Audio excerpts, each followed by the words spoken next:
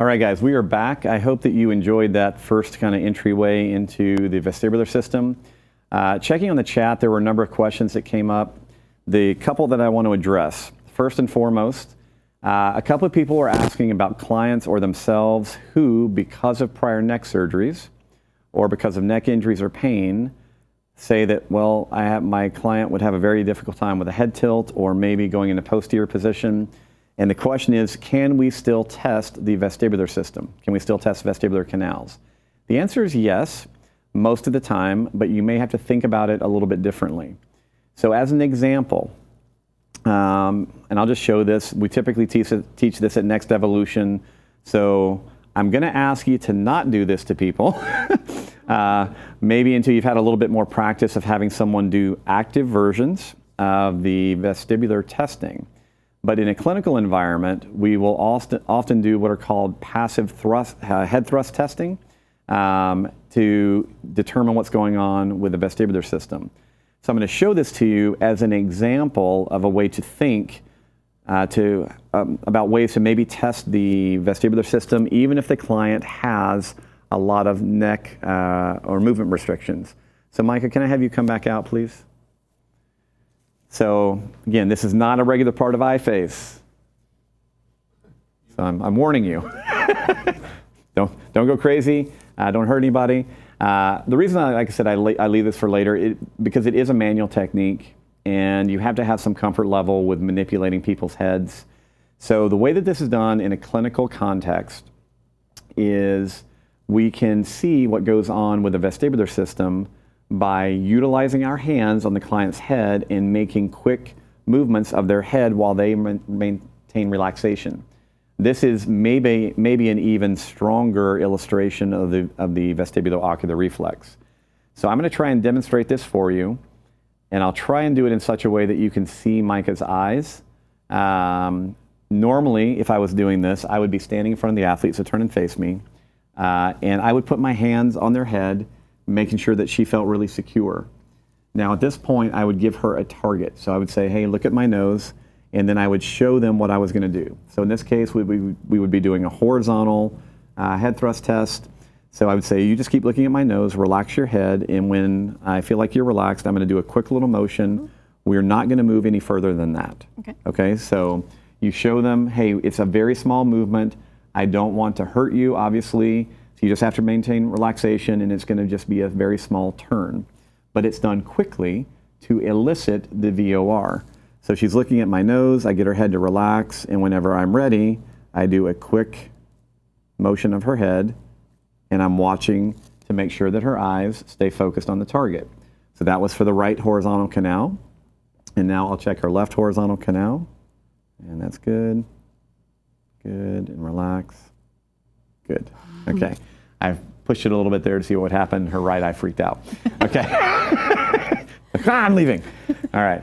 So that is version 1 of that test. Now, as you can see, and actually, let me do it this direction. Can you guys focus on her face? Can you use the camera? Yeah. Okay. So look at the camera as your target. Okay, that'll work. So again, I'm going to just try and do this from down here so you can see. So I'm going to tilt her head down a little bit. Relax for me. You're looking at the camera as your target. Relax, relax. Good. And now to the left.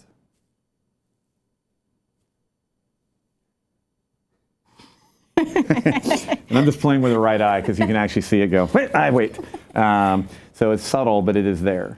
That is version 1 of that head thrust test. Now, the reason I'm showing this to you is I'm going to show you version 2. Version 2 is what we perform when someone has a neck injury or someone is very afraid of having their head moved away from the midline. So instead, we do the test, but the fast motion is back to the midline. But then I have to reverse my thinking. So in this particular case, her head is in neutral. She's looking at the target. If I turn her head to the right, touch your head down, right, that would be a right horizontal canal test. If, however, I have concerns about her neck, I would slowly position her here, and then the fast movement would be back to neutral. Now, if I do a fast movement back to neutral, I'm actually now testing her left horizontal canal. And hopefully that makes sense to you. It's all about the direction of the movement, regardless of where I'm beginning the motion. So if I do a slow head turn to the right and do a fast head turn back to neutral, I'm doing a left horizontal canal test without any increase in left rotational range. So if you have a client who has difficulty going into, let's say, this posterior position, we know that I would want to go to this posterior position in order to test the posterior canals. But if I thought that through, could I envision where my eyes are winding up, right? They're going to end up down and left for my right posterior canal. So I could basically move someone back to neutral. So if I began with the nose down and left, right, they're looking here, and then I bring them back to neutral, the response, basically the visual response, is still stimulatory for the right posterior canal. So if that gives you some insight into that, that is one way that you can still test these canals on people who have difficulty getting into certain ranges of motion, or they feel uncomfortable doing those ranges of motion. That does not solve all the problems. You may still have people who are literally frozen. And here's what you need to know. If they're literally frozen, you know they have a cerebellar issue or a vestibular issue because they're actually lacking some of the stimulation that they would need. At that point, it becomes more dependent for us to do more eye movements in order to at least create some local cerebellar stimulation that would be similar to what we would get with the canals. Now, one other thing that we can do, this is going to look a little weird, so just deal with it. There are some tests, and again, this is not typical eye phase, but because of the chat, I'm just mentioning this. If we have someone who can't do the movement, but we can get them into an approximation of the movement, we can have them hold a small, let's say I have difficulty going into a posterior canal position, but if I can get a small amount of extension, I can then add some kind of body movement to this. So as an example, if I was trying to go after the right posterior canal, if I could get them into a very mild amount of extension or hold their eyes down in this position, I could then stimulate the right side vestibular system with spinning. All right, this is kind of a technique that I've used in the past, putting someone in a spinny chair, have them get close to that canal position, and then spin them to that side because that will increase overall canal activation on that side. That's not perfect, but it is a version or a way that I have worked in the past for people who had a lot of neck stiffness, and we were unable to do kind of classic canal-based testing and training. So hopefully that answers that question. I'm trying to remember if there was there one more? I think those were the main ones, was just, and I've got a stiff, tight neck. All right, so we spent about an hour and 20 minutes going over the canals, looking at the canal positions, making sure that we're memorizing the canal positions and knowing how to do basic VOR testing. So that's step one. Remember, we said we need to be able to move the eyes with the head still. We need to be able to move the head with the eyes still. Now we're going to phase 3, which is we now need to move the eyes and head together and keep them synchronized. So we're going to call this VOR cancellation. Now, depending on who you study with and how you read, some people will say that VOR cancellation really is a kind of passive process by which we give the athlete something to look at, and then we have them spin or move, and the inhibition or cancellation part is based on their ability to keep looking at the target while everything around them is moving. That's one version of VOR cancellation, all right? I've tested that on a lot of people. Unless they've had a significant brain injury or vestibular injury, most people are generally okay with that. So I prefer a different version of VOR cancellation. There is a little bit more coordination involved in this as well. So whenever we go into our testing for this, the athlete is now going to be in charge of the tool. So VOR cancellation, the way that I would like for you to learn it, is we're still going to be doing our 8 lines of movement. Directly up, up and right, directly right, down and right, etc. Now, the way that we teach this for the assessment is I'm going to have my athlete hold the pencil at arm's length. She will focus on a target, and we're just going to begin in doing horizontal. So I'm going to have her doing a right horizontal canal VOR cancellation. She's focusing on the H. When she's ready, the motion that I want to see her make is she's going to be moving her arm, head and neck, and eyes all at the same time. All right?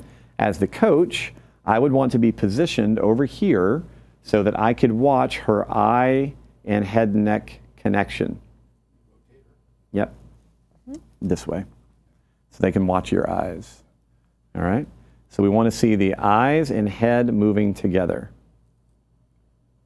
Remember that when we talk about the VOR, vestibulo-ocular reflex, that is a reflex. So if you go to the doctor and you sit down, you can keep going, and he grabs your knee and he takes his reflex hammer and hits you on the knee, on the patellar tendon, we should see that knee-jerk reflex. That's a reflex. So the way that our brain is wired is if we're looking at something and our head begins to turn, we naturally want to continually look at what we are currently focused on. That's the reflex. So in order to track a moving object, we have to cancel that reflex. So that's what we're trying to achieve here. All right? So let's have you do that now in the up diagonal direction. So if we were to think about her head motion right now, this would be a right posterior canal motion. So now she's doing a right posterior canal VOR cancellation. Very good. Excellent. So now, if we have her go in this downward motion, she would be going into a left anterior canal, VOR cancellation. So this is why you want to know your names, you want to know your basic motions, and again, we're just watching her ability to track and cancel the VOR. How are you doing with that one? Not as good as the other. Correct. All right. And you can actually see she's going through this, maybe some confusion about where her head and neck should be. So it is often typical to find a problem not only with a VOR, but if you find a VOR canal issue, you will often find also a VOR cancellation in the same canal. All right, so let's continue. Let's switch hands. And you're now going to do a left, turn this way, all the way this way so they can watch your eyes. You're going to do a left horizontal canal.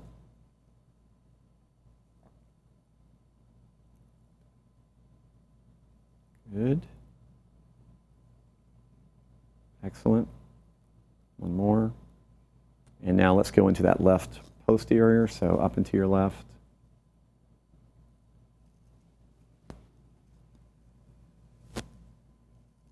One more. Okay, her left horizontal VOR cancellation and left posterior canal cancellation were both pretty good. It was her left anterior that wasn't so hot. Let's also now test your right anterior. And you can just kind of compare this with what you saw, and that's better. Yeah. Okay, feels easier. Yeah. Okay, so now that we've seen that, we now can do a combination where we just do vertical.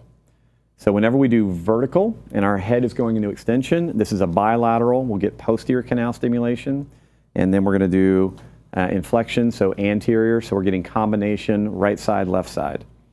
So this is a more integrated version. Good. And last time. How does that feel? Okay. Pretty good. Okay. Now, in all of those, her primary issue was in her left anterior canal VORC. And that's what you'll hear me say, VORC. As we go into some of the stacking drills tomorrow, that's what we'll be focusing on. So we're going to do a quick assessment. We're then going to have her do her VORC, and we'll see if we can create some changes. So we'll go back to our same cerebellar testing we've been doing, and we'll close the eyes. Ready? Mm-hmm.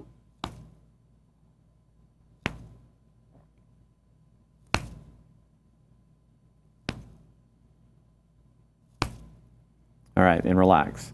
Now, after VORC, you can see that she's more unstable compared to the VOR canals. This is part of our dosing process. We have to figure out what's a higher payoff, what is more problematic for her. So already we've seen maybe some degradation by focusing on the cancellation aspect.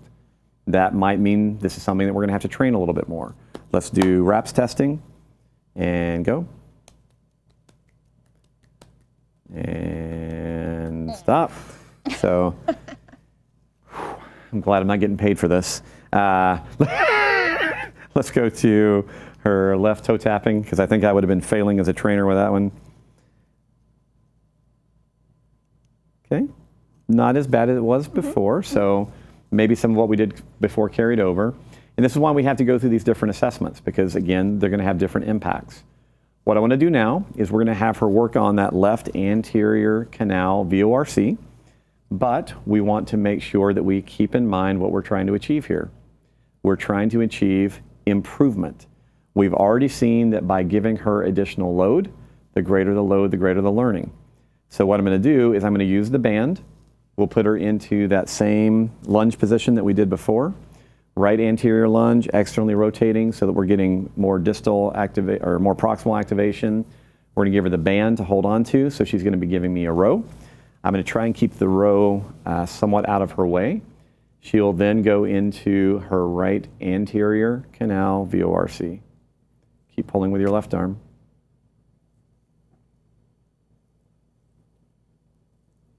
Keep pulling with your left arm. One more. Pull with your left arm. And that's way better. Okay? And relax. So the quality of movement improved. You could see that she looked much more relaxed in the motion. How did that feel? Good. Again, the pulling, it was like the gripping. Makes you much more stable. Okay.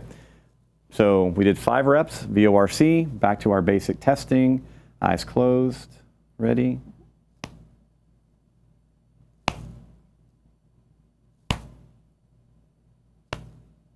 More stable. Okay. Really good. And go.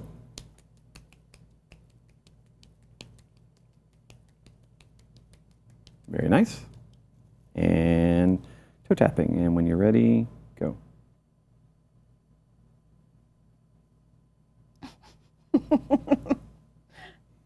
And freeze. Okay. So again, we're seeing midline response in her has been really good. Upper body response has been really good. We're still seeing variability in the distal control in her on her left side. So we would probably have to go back to some of the drills that we did earlier today. But hopefully what you're starting to see within all this is how we sort through vestibular issues. We move the eyes, we keep the head still, or the eye still, move the head. Now we're joining them together. So that is the basic idea of very, I won't say comprehensive, but it's a good starting point on looking at the 3 canals on each side of the head. And then obviously, if we want to do conjoined work, we do head flexions and head extensions. So I'm sure that some of you will have questions like, where does this target? We'll go through some of that tomorrow. What I wanted to make sure that we got through today was the basic testing process. Remember that you have your lines, and that as you're doing your VORs, your VORCs, if you want to make it super specific, you have to consider the speed. You have to consider also the return back to neutral. So when we're doing VOR, we do a fast movement away from midline, a slow movement to midline. So in the beginning, think about cutting it down, simplifying it so you can be very specific about each of the canals that you're testing. With VOR, with VORC, we can also think about the speed. I could do a fast VORC, close the eyes, and slowly come back to the midline. Reset, fast VORC, close the eyes, slowly back to midline. Because if my client is always doing this, we are again getting counter VORC stimulus. So if you're going to be very specific, you need to write out what you're going to do with a client and then just check them off the list as you go through your initial evaluations. As we go through tomorrow, we start adding some cortical and some other stacks. Remember that a lot of times we're going to be doing more integrative work. As an example, with Micah, we know that she needs some left side vestibular stimulus. If you remember what we did with her earlier today, anterior lunge position, external rotation, counter rotate the pelvis, left thoracic rotation, left thoracic lateral flexion, head rotation to the left. Now this is a horizontal canal. So I could, because I know that she needs canal stimulation, I could get her into this position. Maybe she's doing the row or she's holding onto a band, and we could actually, in this position, begin doing her canal work. So we can combine all of our cool little iFace template positions with VORs or VORCs. These would be stacked versions of those drills. And a lot of times these are, as weird looking as they are some of the most effective ways to do fast or create fast changes for your clients. All right. So thank you very much. I'm going to take the last few minutes of our day today, have you take a breath, let you relax away from the vestibular system right now, and we're going to finish up the day reviewing a little bit of what we discussed yesterday on habit change and behavior modification. And I'm going to add a couple of new twists and concepts to it today so that as we go into tomorrow, we can finish up with some of our basic exercises. So give me just a second to make my transition.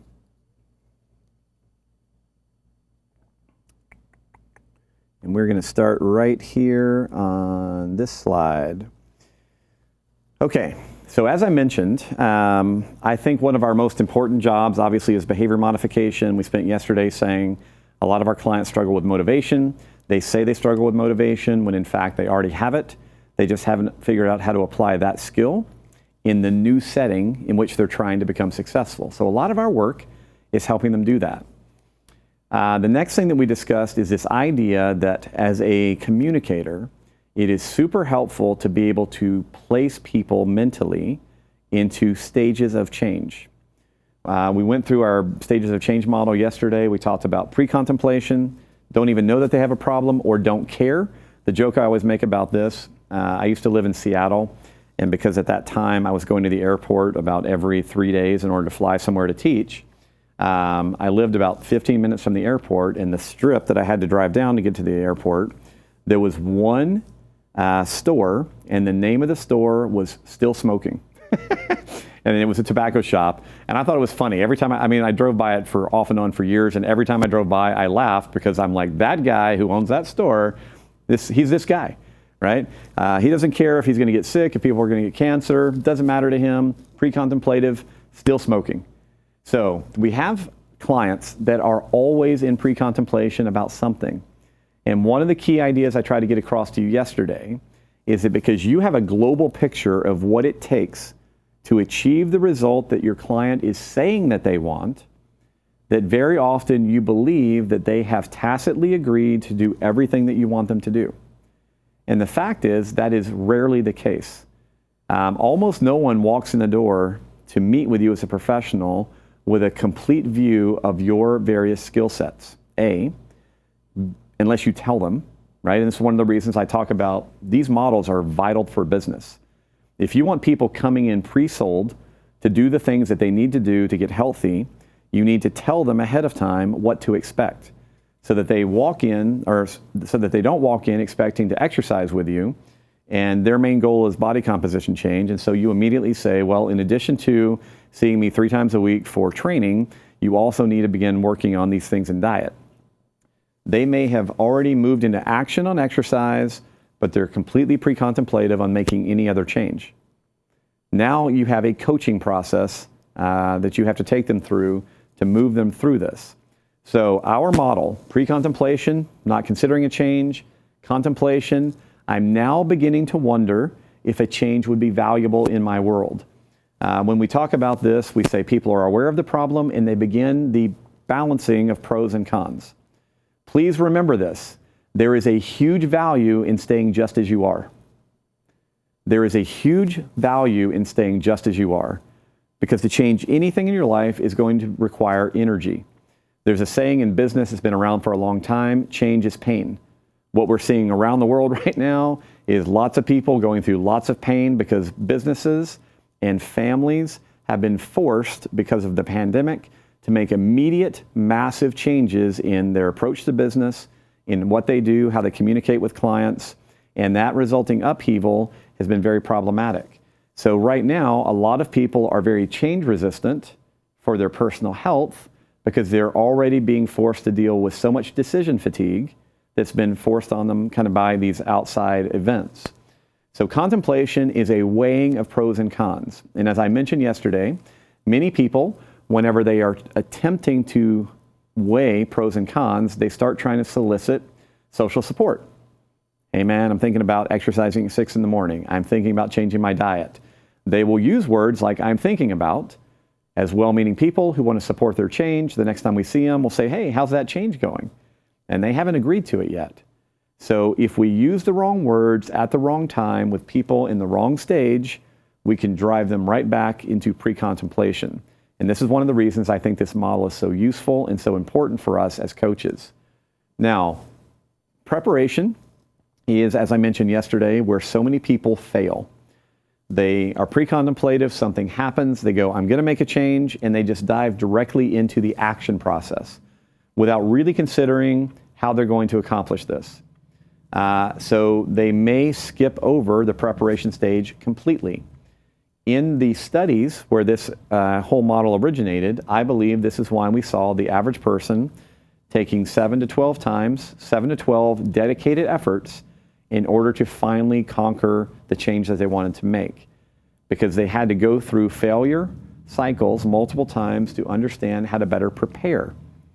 So as coaches, I think we become invaluable when we help our clients prepare more quickly and more readily for what they're trying to do.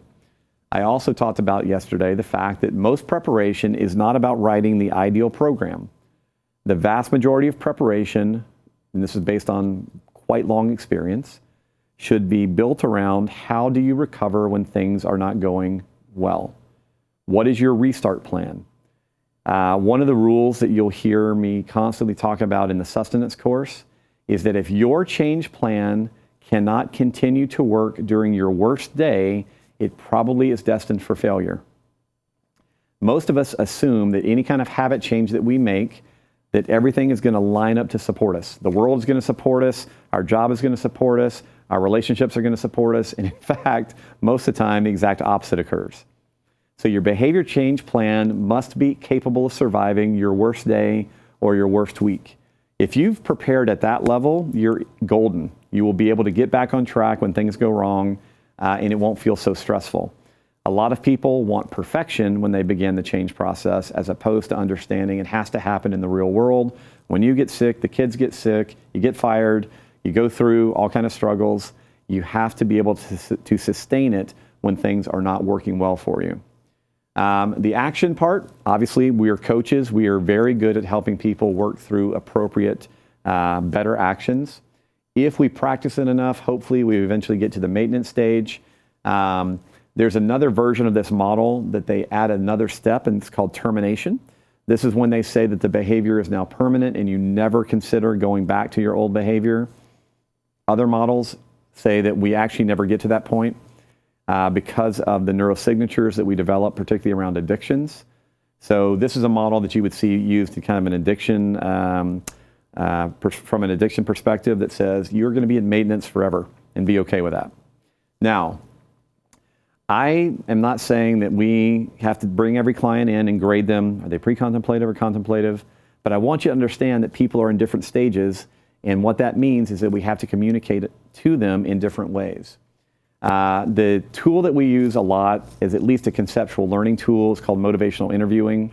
The primary idea behind motivational interviewing is that we have to help the athlete learn to speak to themselves differently. If you look down here, it says phase 1 is about helping your athlete move past ambivalence, which is indicated by an increase in change talk. I'm going to discuss what that means in a second. Phase 2 equates to preparation and action stages in the Changing for Good model. So phase 1, people are pre-contemplative and contemplative. And what we often see in the real world is we try to convince people to become less contemplative. In other words, they have ambivalence, and we are trying to show them that they don't need to be ambivalent. And that is often the wrong approach to take. So to be very clear on this, let's make sure we understand the term ambivalent. Ambivalence, this is the perfect picture. Ambivalence means that part of me wants to say yes, and part of me wants to say no. I do and I don't. I do want to eat better, I don't want to eat better. Why do I? Well, I'd like to lose weight, I would be more lean, I would have more energy, blah, blah, blah. Why do I not want to do that? Because I hate how all that tastes, right? I don't know what their rationale is. I can't cook, I always have to eat out, etc. So there is, again, value in both the I do and the I don't portions of ambivalence for that individual. Ambivalence, it is important for your clients to understand that it is both common and normal, right? Everyone is ambivalent about something pretty much all the time. A lot of us, however, feel guilty about being ambivalent. This is one of the hard parts about behavior change. You have people who deep in their heart are like, I know that I should eat better and lose weight so that I live longer because my kids need me, right? Let's put some actual emotional context to it. And yet, they're not making that change. And so, in addition to their ambivalence about making behavior changes, they now heap on top of that lots and lots of guilt because they don't understand that this is how our brains function. Remember that brains are predictive in nature. If you're doing something that you've never done before, you actually don't have a map for it. You're borrowing other people's maps. People that have been overweight for a very long time and they think that they want to change their eating so it'll change their body, and they've never done it, they're trusting you, or they're trusting the magazines that they're reading that tell them when you go through this process, you're going to feel great. Well, what happens if you go through that process and you actually feel like crap? So their brain is like, I don't know that I can predict the outcome, and that makes it scary, and it makes them not want to maybe engage in that new behavior. That's common. This is stuff that they need to understand. So the ambivalent stage, as I mentioned, it matches up with contemplation because they're balancing pros and cons. Remember, it requires energy to create change. So a lot of people will find themselves instinctually moving away from new behaviors because they're using up all of their energy doing other things. And that is a very difficult place for people to be. When you look at the habit change literature, one of the most remarkable things that I've seen is that some of the most long-lasting, the fastest and longest-lasting behavior change, behavior modification things that people go through occur when they move. So they're a certain person in one area, one city, and with their group of friends, etc. Something requires them to move. They go to a new place, and in that process, they establish basically a new identity with new behaviors. Because at that point, they've already put so much energy into making that move happen that some of the other changes are easier, and they're also not spending as much energy in their old environment maintaining their behavior. So high energy requirements are common to the change process, which makes ambivalence normal. Like, we don't want to engage in it. It's going to be hard. Now, the most important 2 points on this particular screen, other than understanding that this is common and normal, relates to how we talk to these people. One of the rules in motivational interviewing is that ambivalence can only be dealt with by the athlete. In other words, I cannot solve your ambivalence for you. I can talk to you about it, I can give you and help you sort out pros and cons, but the only person that is capable of resolving true ambivalence is you. And this is where we then talk about the righting reflex, because often what we see, you're talking with someone, they're talking about maybe changing their diet, changing their exercise routine. You can tell they're ambivalent. They're like, I do and I don't. And then you as a professional go, look, I can make this easier for you. Here's what I need you to do. Here's step 1, step 2, step 3, step 4. And a lot of people, because they like you, will go, that makes total sense. And then they'll walk away and they will do anything. You know that you've done this in your own life. Someone's given you information that you were like, yeah, that makes sense. And then you've completely ignored it because the solution did not come from you.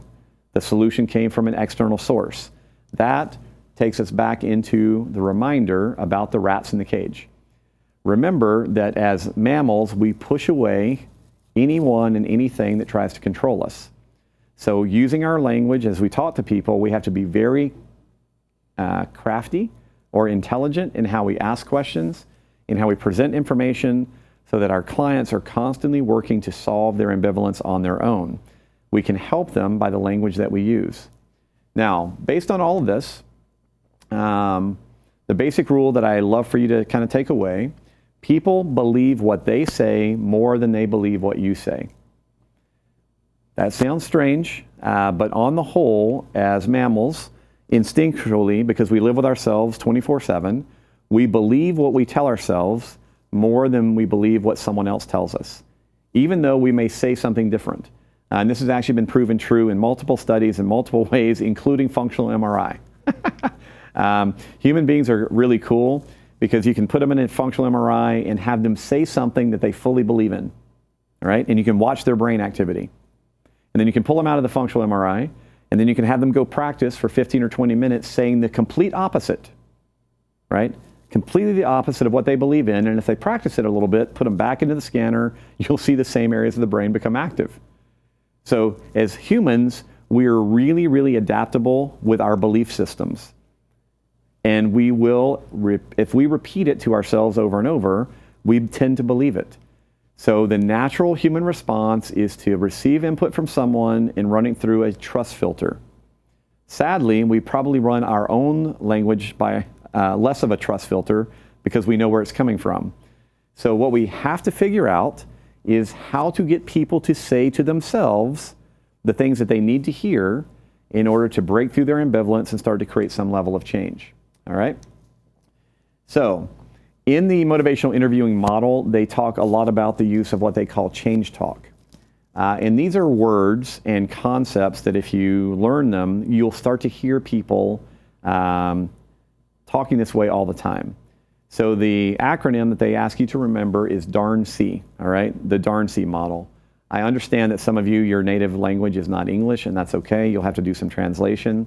But the concept here remains the same. So when people are struggling through ambivalence, when they are trying to balance pros and cons, before they have committed to making a change, they will use DARN language, D-A-R-N-N.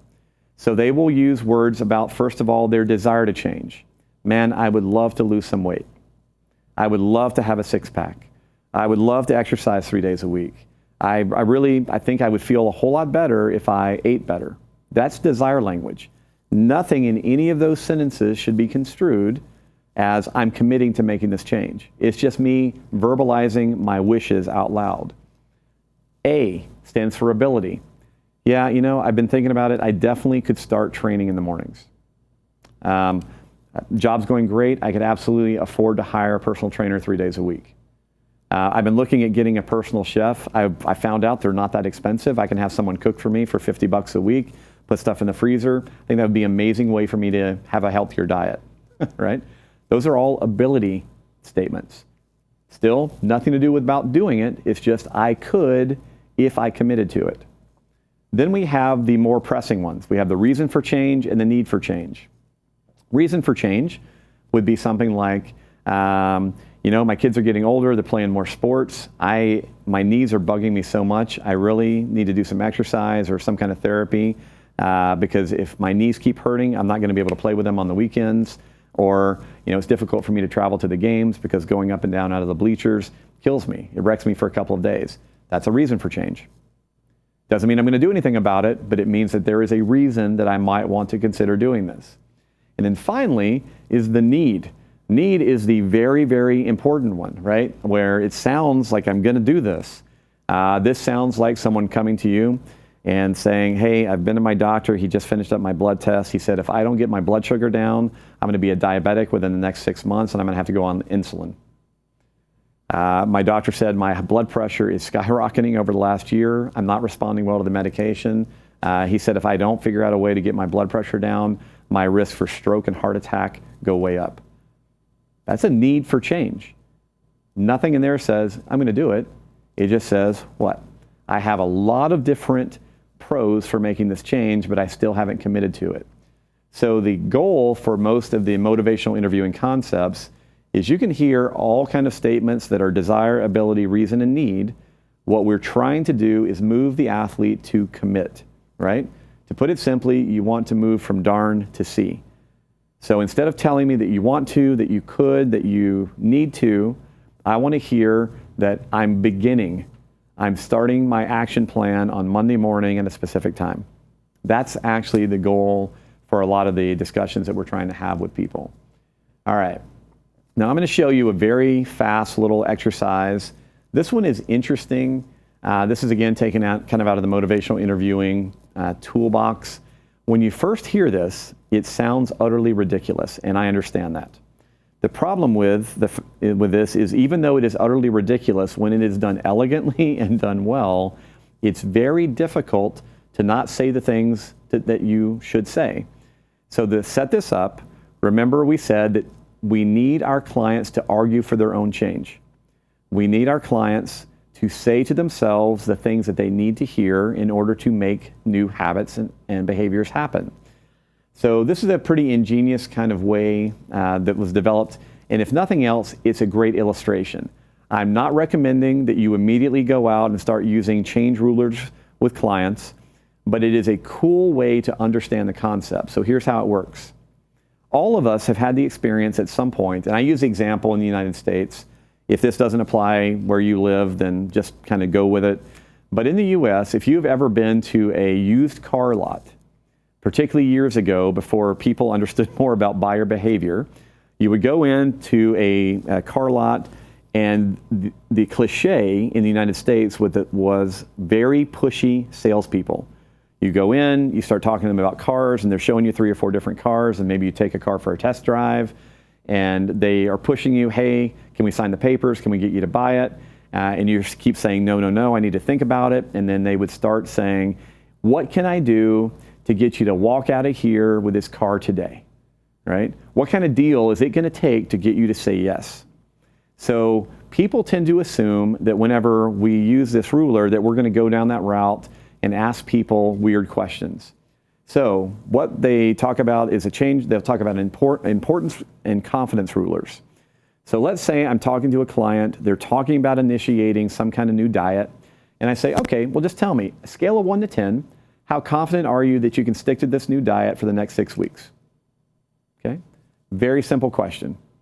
Scale of 1 to 10, how confident are you that you can stick to this new diet plan for the next 6 weeks? So I've given them a time-limited period.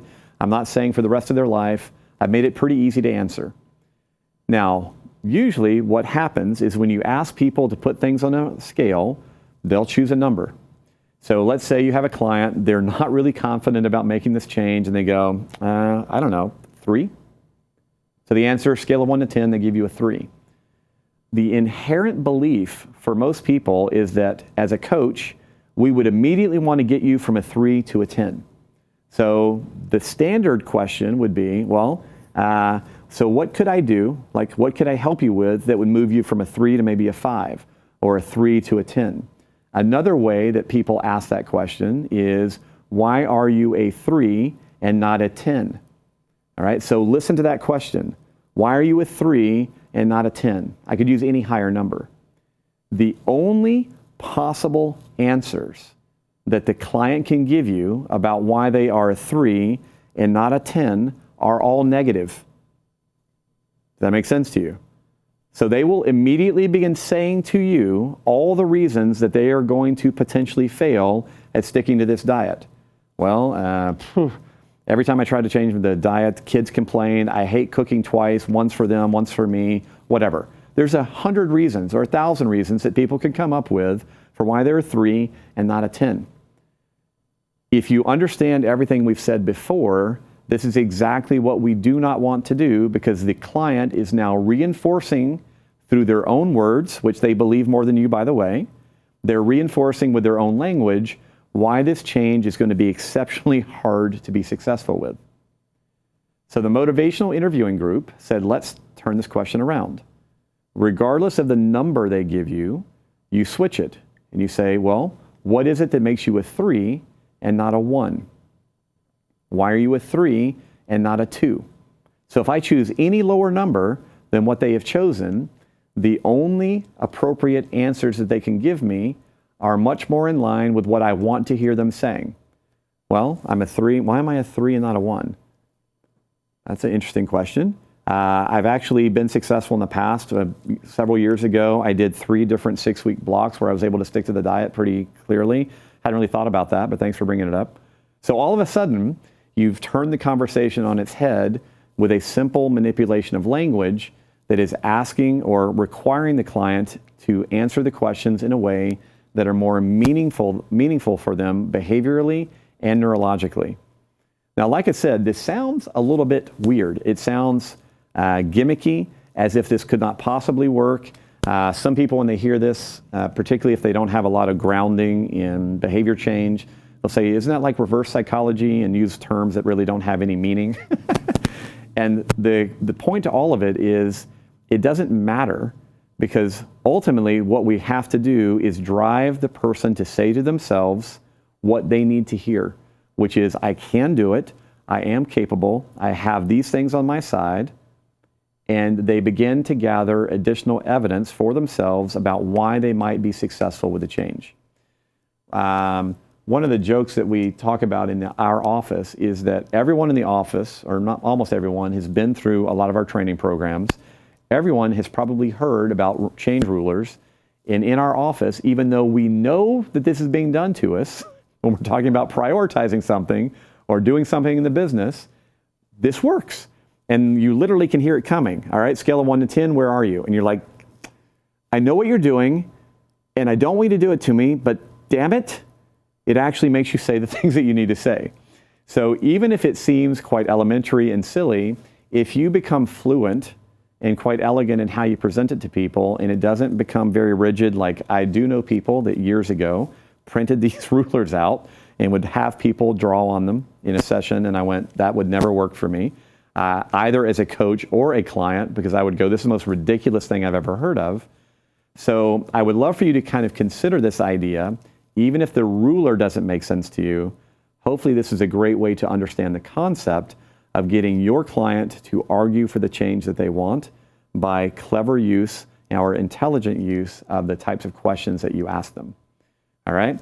So as we move into some of this stuff tomorrow, we'll talk more about preparation and action, and I'll give you some actual exercises to consider.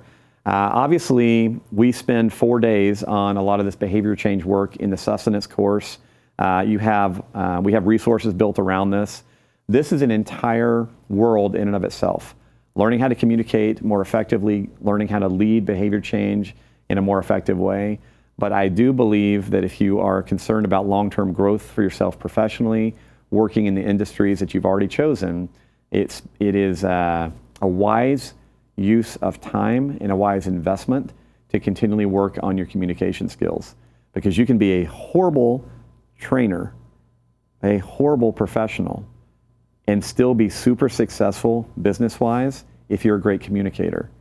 What we're looking for in our community are people that have tremendous clinical and training skills coupled with fantastic communication skills, because those two are a virtually unbeatable combination in terms of running a successful business.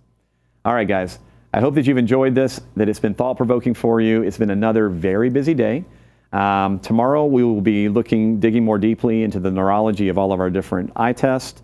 We will review our gaze fixation testing, smooth pursuits, look at the neurology around that a little bit more in depth, go through VORC cancellation, again as reminders with some stacking.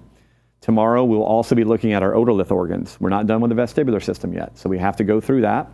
We will then be finishing up the day with looking at different stacking variations, inclusive of movement, and then wrapping up, obviously, with our final discussions on behavior change. So we have another full day in the studio. I hope that you are enjoying this tremendously. I will plan to see you tomorrow morning. Have a very restful night. Thanks.